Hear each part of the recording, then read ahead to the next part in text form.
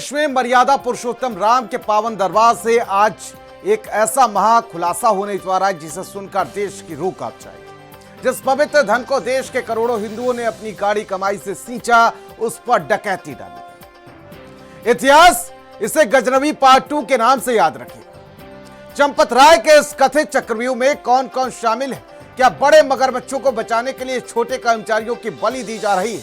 देखिए रामधन पर डाके की यह सबसे सनसनीखेज रिपोर्ट।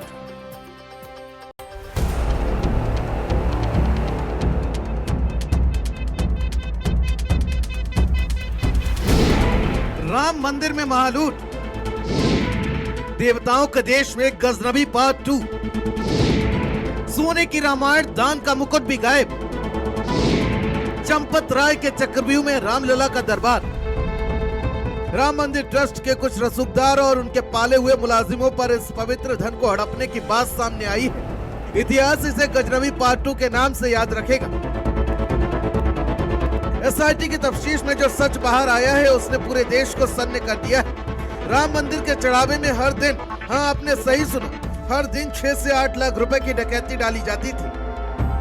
सूत्र बताते कि साजिश वाले दिमाग का अंदाजा इस बात से लगाया जा सकता है कि मंदिर से चुराए गए बहुमूल्य आभूषणों की पहचान मिटाने के लिए आरोपियों ने भगवान के गहनों को भट्टी में गलवा दिया और उनके सोने के बिस्कुट बनवा दिए ताकि कोई सबूत ही न बचे।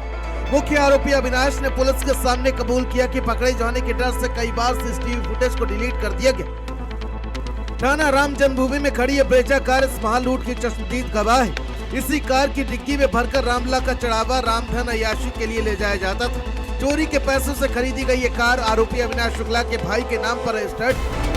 ये मेरे पीछे आप देख सकते हैं, ये वही ब्रीजा कार है जो अविनाश की थी और ये बताया जा रहा है कि ये अविनाश के भाई अभिषेक के नाम पर थी। और उसी के साथ साथ ये भी बात सामने निकल कर आई है कि ये अविनाश के प्रतापगढ़ वाले घर से इस कार को बरामद किया गया था और ये भी आरोप है कि इस कार का जो इस्तेमाल है वो चोरी की रकम को इधर से उधर ट्रांसफ़र करने के लिए किया जाता था। और ये भी जानकारी सामने निकल कर आ रही है कि पुलिस को इस बात का भी शक है कि ये जो गाड़ी है ये भी चढ़ावा चोरी के पैसों से ही खरीदी गई है। अपनी जिंदगी भर की 5 करोड़ की कमाई सौंपने वाले पूर्व गृह सचिव एस लक्ष्मी नारायण का दर्द आज फूट पड़ा। उन्होंने रामलला के लिए 151 किलो की सोने तांबे की रामचरितमानस तैयार कराई थी जिसमें 1 किलो शुद्ध सोना लगा था। आरोप है चंपत राय ने पहले 9 घंटे और दूसरी बार में 4 घंटे तक लाइन में खड़ा रखा, अपमानित किया, तिरस्कृत किया। ना कोई रसीद मिली और ना ही उस पवित्र ग्रंथ को मंदिर में जगह दी गई। वो सोने की रामायण आज कहाँ है किसी को पता नहीं। राम जन्मभूमि आंदोलन को 1975 से देखने वाले महेंद्र धर्मदास ने आज सीधे ट्रस्ट के जनरल सेक्रेटरी चंपत राय पर सीधा हमला बोला। महेंद्र धर्मदास ने साफ आरोप लगाया कि भगवान की संपत्ति हड़पने के लिए इस ट्रस्ट को बनाया गया। सबसे बड़ा जिम्मेवारी है चंपत राय के है। चंपत राय के बिना सहयोग से एक वहाँ पर कागज नहीं हिलता है।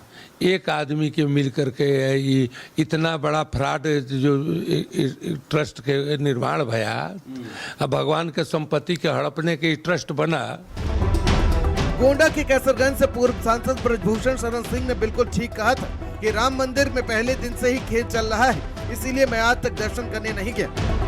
देखिए, मुझे जो बोलना है मैं पहले बोल चुका हूँ और जब कोई नहीं बोला था संसार में 4 साल पहले बोल चुका हूँ और इसीलिए आज तक मैं राम जन्मभूमि दर्शन करने नहीं गया क्योंकि यहाँ फर्स्ट डे से खेल चल रहा था। चंपत राय की सिफारिश पर कैश गिनने के लिए ऐसे एक्स्ट्रा स्टाफ को लगा दिया गया जिनकी बैंकिंग या कैश काउंटिंग से दूर दूर तक कोई नाता नहीं था। जो पहले हाउसकीपिंग और सफाई का काम करते थे उन्हें करोड़ों रुपए गिनने के लिए लगा दिया गया।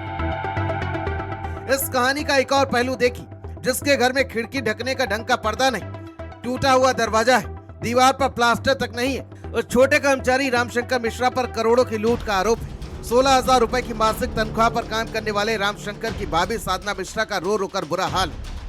गलत लग रहा है, चोरी हुई है, बड़ों लोगों ने किया है, लेकिन अब छोटों को लगा रहे हैं। सुनाई पड़ रहा है कि बड़ों लोगों ने किया है, छोटों को फंसा रहे हैं, यही सब है। और पुलिस तो आई थी लेकिन उनसे हमसे कभी रमाशंकर से जो है कभी बातचीत होती नहीं थी।